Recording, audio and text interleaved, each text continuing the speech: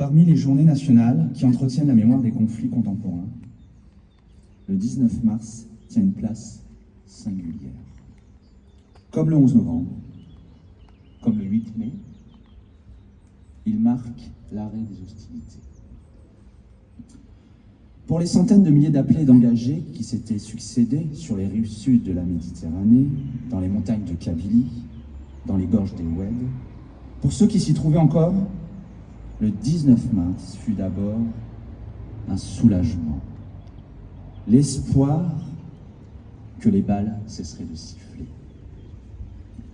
Ils formaient la troisième génération du feu. Leurs aïeux, sous les drapeaux, s'étaient battus en 14 comme en 40, répondant à l'appel de la nation, comme on leur demanda à leur tour de le faire, dans une société que la nature et le sens de cette guerre divisaient en profondeur. Après le retour, après les sacrifices, après la mort des copains, les blessures reçues ou la mort infligée, vint pour ceux de 54 et de 62 un nouveau combat, celui de la reconnaissance. Ce qui est aujourd'hui une évidence, qu'ils avaient des droits sur nous, ne l'était pas à l'époque. C'est aussi cela, la singularité du 19 mars. Cette journée ne s'est pas imposée. Elle a été conquise pour ceux qui voulaient qu'une date vienne fixer l'hommage de la nation, susciter le recueillement, honorer leurs morts et toutes les victimes. Notre pays a mis 50 ans à la leur accorder. 50 ans. Un demi-siècle. 50 ans. Cette journée est celle d'une génération tout entière, de ces 30 000 morts, 26 000 morts, en tout cas beaucoup trop, qui ont donné leur vie pour la France, de ces 1 750 000 appelés et engagés qui ont donné un morceau de leur jeunesse à la nation. Alors nous réunir aujourd'hui, à Paris au Quai Branly, ou ici, à Castelnau-d'Estrétefond, devant le mémorial de la guerre d'Algérie et des combats du Maroc et de la Tunisie, comme devant chaque monument aux morts, c'est entendre les échos de ce 19 mars 1962, quand, l'encre des paraphes à peine sèche, le cessez-le-feu était proclamé des deux côtés de la Méditerranée.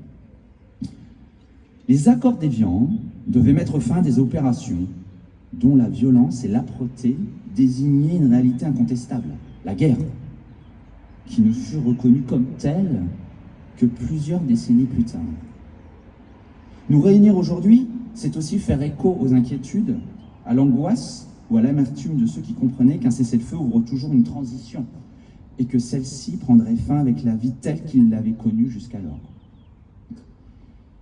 C'est l'écho de celles et ceux qui, en devant quitter la terre qui les avait vus naître, ont laissé derrière eux les paysages de leur enfance, les places où ils s'étaient rassemblés, les voisins qu'ils avaient connus, ceux qu'ils avaient cru pouvoir construire, une vie en somme.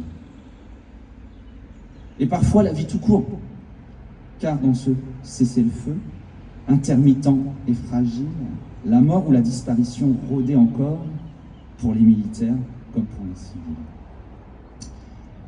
C'est l'écho des cris des harkis, que les représailles allaient lacérer, ou comme ceux qui réussirent à rejoindre la métropole, qui allaient faire l'expérience cuisante de l'injustice et de l'oubli. Nous réunir le 19 mars, c'est aussi faire écho à ce que l'histoire de France du XXe siècle, par ses déchirures, porte de profondément tragique en elle. Nous ne célébrons aujourd'hui ni victoire, ni défaite militaire. L'issue de la guerre d'Algérie n'a pas été réglée par les armes.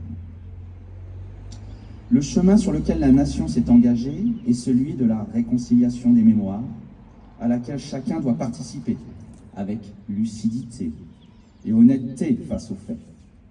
Ce chemin, long et difficile, mais nécessaire et salutaire, est aussi celui qui nous conduit vers une cohésion nationale consolidée.